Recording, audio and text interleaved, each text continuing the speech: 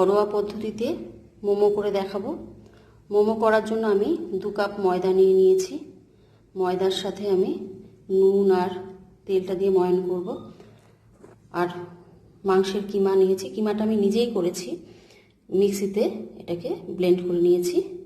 এটা মাখার জন্য আমি নিয়েছি পেঁয়াজ কুচি, ধনেপাতা কুচি, হলুদ ক্যাপসিকাম, সবুজ ক্যাপসিকাম, রসুন বাটা, আদা বাটা, লঙ্কা কুচি।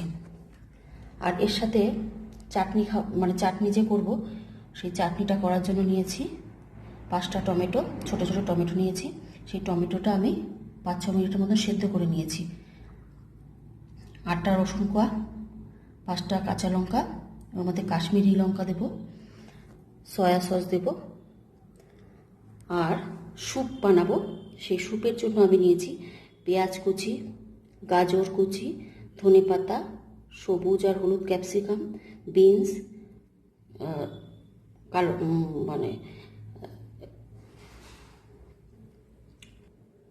গোলমরিচ নিয়ে নিয়েছি স্যুপ করার জন্য। আর তার সাথে নিয়েছি কর্নফ্লাওয়ার, এটা স্যুপের জন্য লাগবে। তাহলে চলুন মোমো তৈরি করব। মোমোর সাথে মোমোর স্যুপটাও তৈরি করব আর চাটনিটাও তৈরি করে দেখাবো। তাহলে শুরু করি। আমি এটা মেখে নেব। নুন দিলাম, পরিমাণ মতো নুন দিয়ে দেবেন। তার মধ্যে একটু রিফাইন তেল দিতে হবে, মেখে নিতে হবে।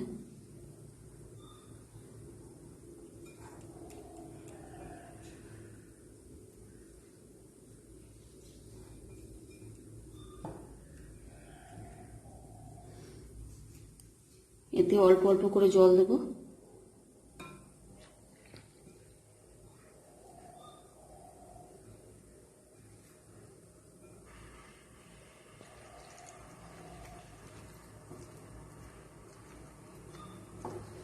এটাকে ভালো করে মেখে নেব অল্প অল্প জল দিয়ে। এটা মাখা হয়ে গেছে, এটাকে আমি 1 ঘন্টার জন্য ঢাকা দিয়ে রাখবো। এবার আমি মাংসের কিমাটা মেখে নেব।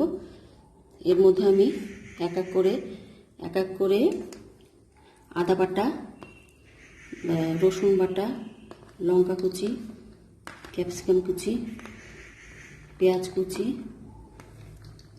সব দিয়ে দেব।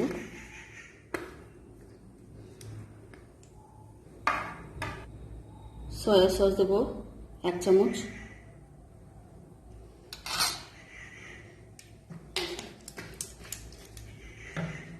নুন দেব। নুনটা পরিমাণ মতো দেব, কারণ সয়া সস দেওয়া আছে তো, নুনটা পরিমাণ মতো দেব। এবার ভালো করে মেখে নেব।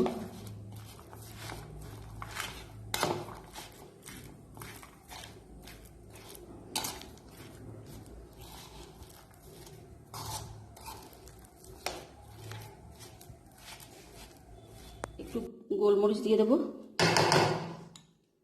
একটু গোলমরিচ দিয়ে দিলাম। তেল দিয়ে দেবো, তেলটা দিলে এটা ময়েশ্চারাইজারটা ঠিক থাকবে।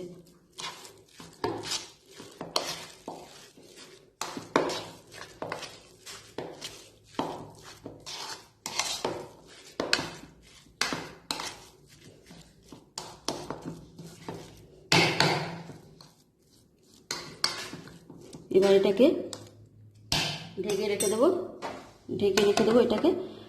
এবার আমি চাটনিটা করে ফেলবো। আমি এর মধ্যে টমেটো, কাঁচা লঙ্কা, রসুন দিয়ে দিয়েছি, নুন দিয়ে দিয়েছি, সয়া সস দিয়ে দিয়েছি অল্প একটু।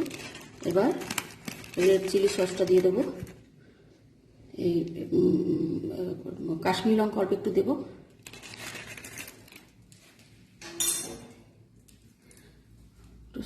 টমেটো সস দেবো অল্প একটু।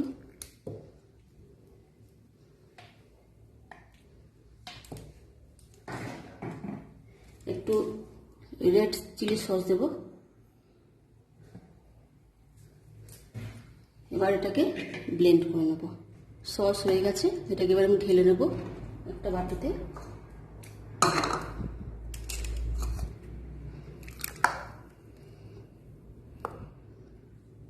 Sauce complete. সসের মধ্যে একটু ধনেপাতা দিয়ে দিচ্ছি, এবার পরের স্যুপটা এবার করে দেখাবো। তেল গরম হয়ে গেছে, আমি রসুন আদাটা দিয়ে দিলাম, একটু ভেজে নেব।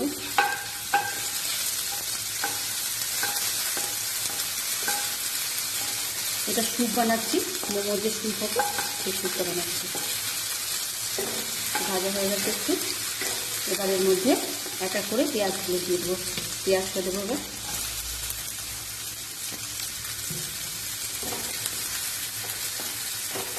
একটু ভাজা ভাজা হবে, তারপরে এক এক করে সবজিগুলো সব দিয়ে দেবো।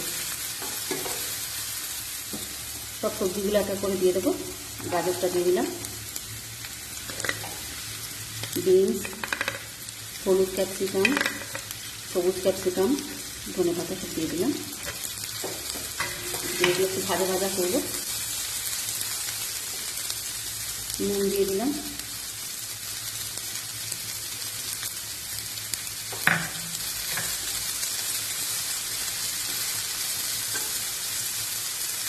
মাংসটার মধ্যে দিয়ে দেবো, সব এবার ভাজবো।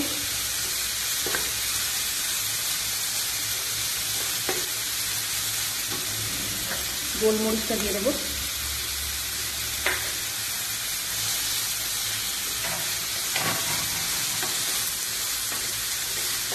একটু ভাজা ভাজা মতো হবে।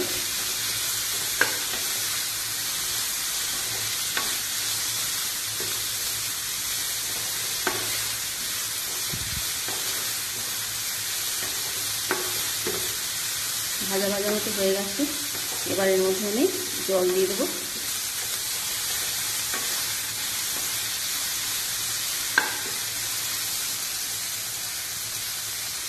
জল দিয়ে দেবো,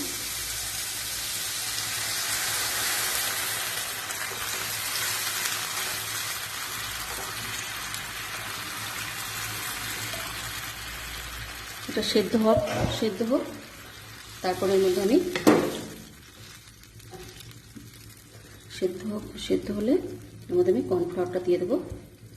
কর্নফ্লাওয়ারটা গুলে নিয়েছি, কর্নফ্লাওয়ারটা একটু দেওয়ার সময় একটু নেড়ে নেবেন আরেকবার, তাহলে জমে যায় তলায়।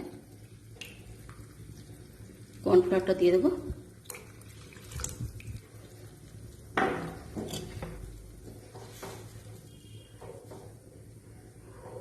এটা ফুটে উঠলেই মোটামুটি 5-6 মিনিটের মতন ফুটে উঠলেই এটা স্যুপটা হয়ে যাবে।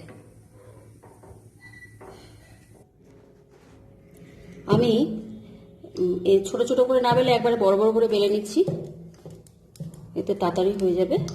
একটু একটু করে বেললে অনেকটা সময় নিয়ে নেবে। এরকম একটা বাটি নেব, এরকম একটা বাটি নিয়ে কেটে নেব। আপনারা ছোট ছোট লেচি করেও লুচির মতন করে করতে পারেন। আমি এরকম করে এক একটা করে কেটে নেব।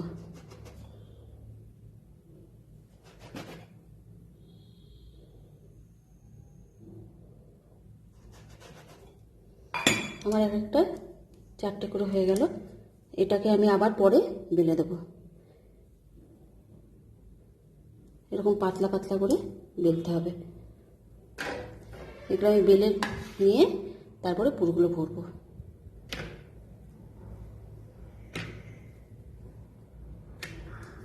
একটু জল গুলিয়ে নেব।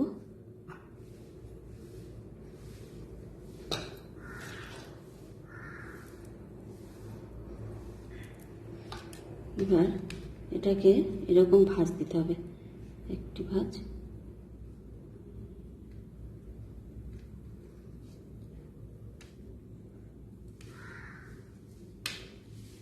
দিয়ে এটিকে এরকমভাবে এটার সাথে এরকম চ্যাপটা করে দিয়ে দিতে হবে। এই যে এরকমভাবে মোমোগুলো সব তৈরি করে নিতে হবে। আমার এখানে এতগুলো মোমো তৈরি হয়ে গেছে।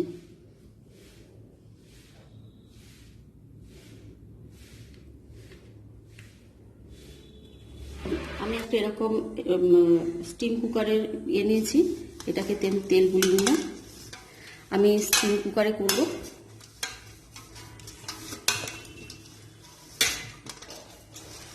আমি স্টিম কুকারে করব। এই যে স্টিম কুকারে জলটা, এই যে স্টিম কুকারে জলটা ফুটে এলেই আমি এরকম বসিয়ে দেবো। এখন জলটা ফোটেনি, এরকম বসিয়ে দিলাম। বসিয়ে দিয়ে এগুলো সব এক এক করে সাজিয়ে দেবো। আমার স্টিম কুকারে জল ফুটে এসছে, আমি এটাকে বসিয়ে দেব। এটা 15 মিনিট ধরে হবে।